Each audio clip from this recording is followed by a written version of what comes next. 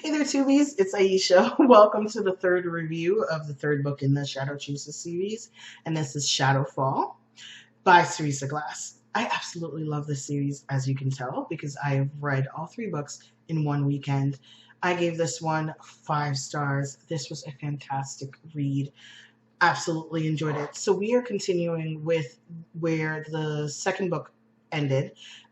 We are still following Kira and the Magi. And this time, Kira has a bigger battle. When we ended in the second one, we knew that some things were left unanswered, and this time they're answered here. We start off not with Kira, but with another person seeing things happen, and Kira being given the information about where everything came from and how things developed pertaining towards her adoption. So, as we learned in the first book, Kira had taken on the avatar of the Fallen, which is someone who's from the side of darkness, who was trying to help bring chaos.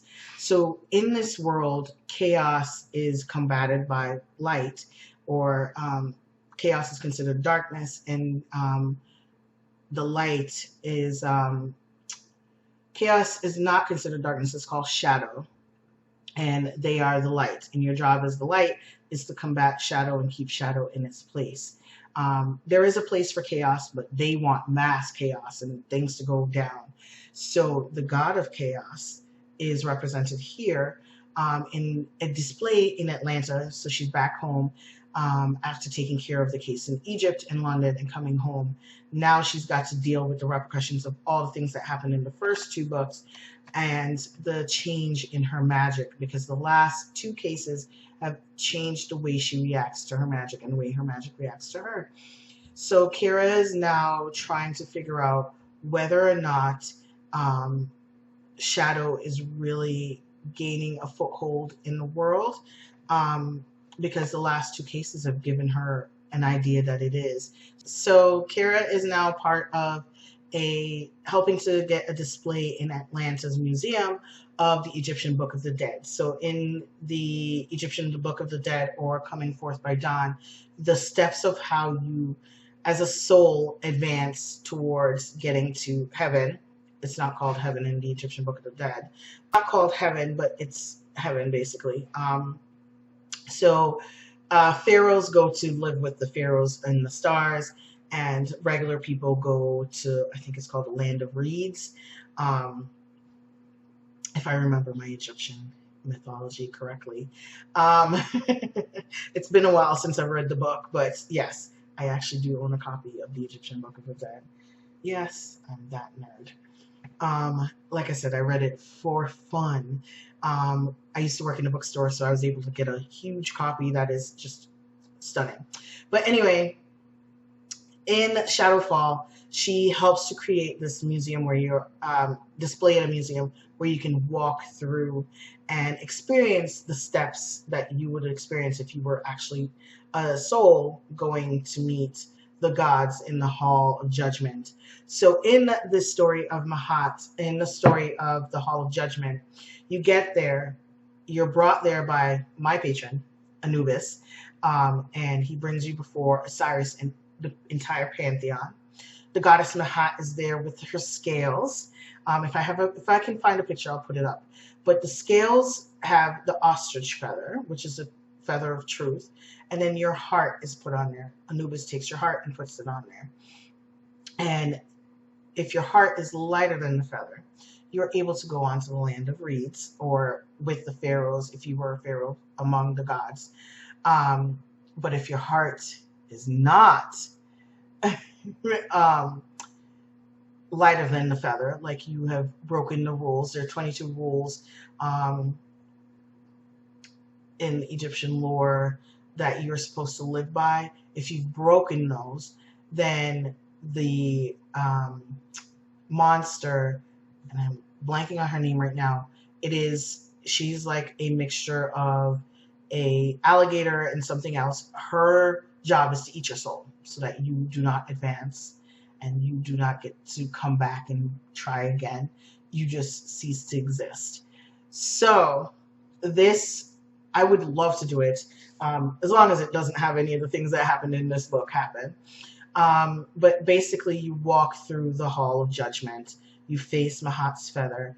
You go to heaven if you are lighter than the feather, but if you are not lighter than the feather, then you cease to exist. So this thing was put up in display. Kira's job was to get some of the artifacts correct so that people would see what canopic jars look like, set up the display of what the hall would look like.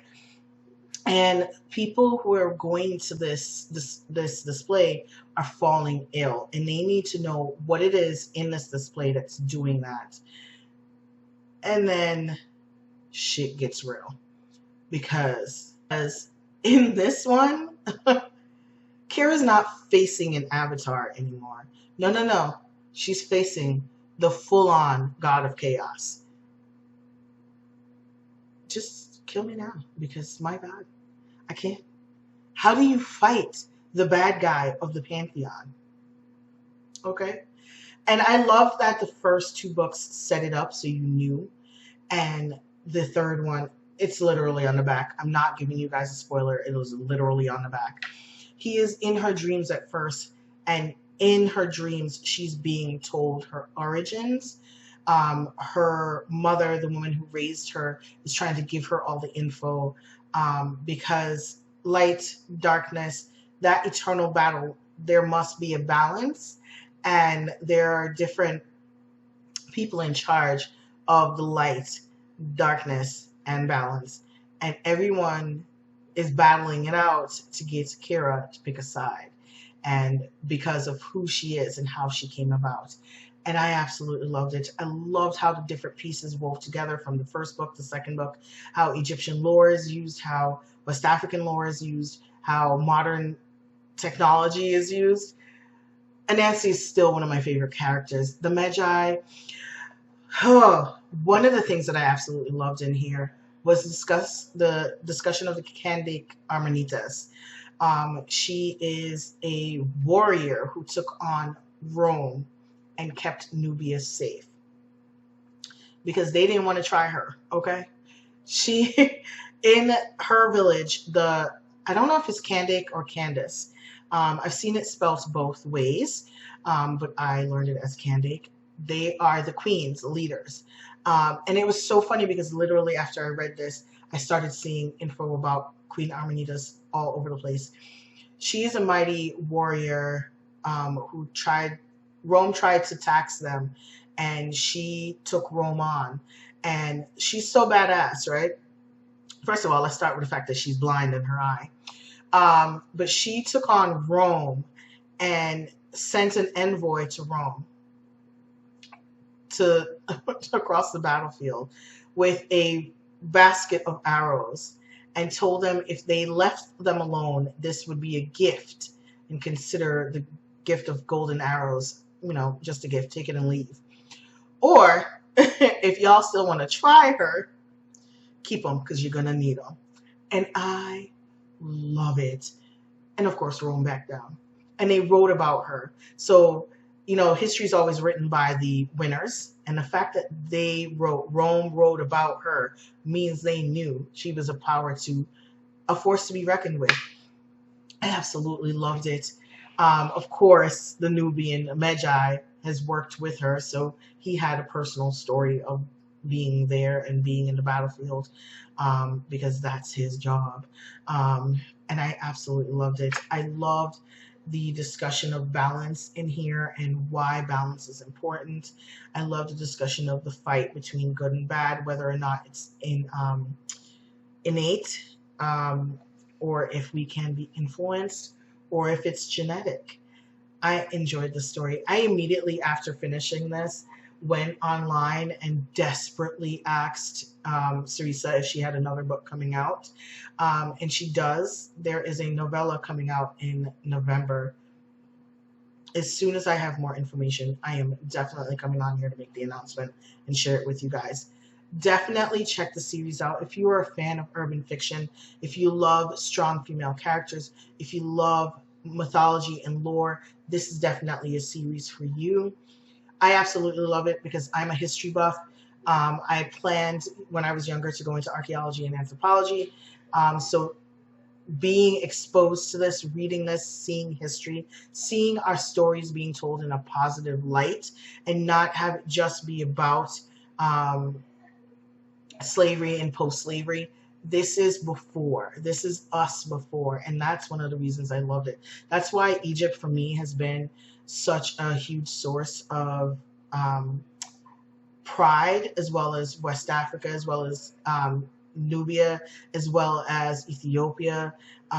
There's just so much pride for me in these countries. And first of all, my ancestry is with West Africa, so that's why I love the information that comes from there and the stories and the lore that come from there. I'm Jamaican, okay?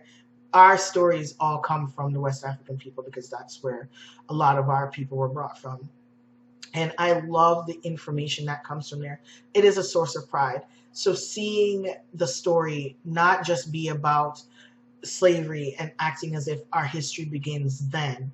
This is going back 4,000 years. We're being introduced to a Nubian warrior from 4,000 years ago. I just absolutely love it. I think it's fantastic. I highly, highly recommend it.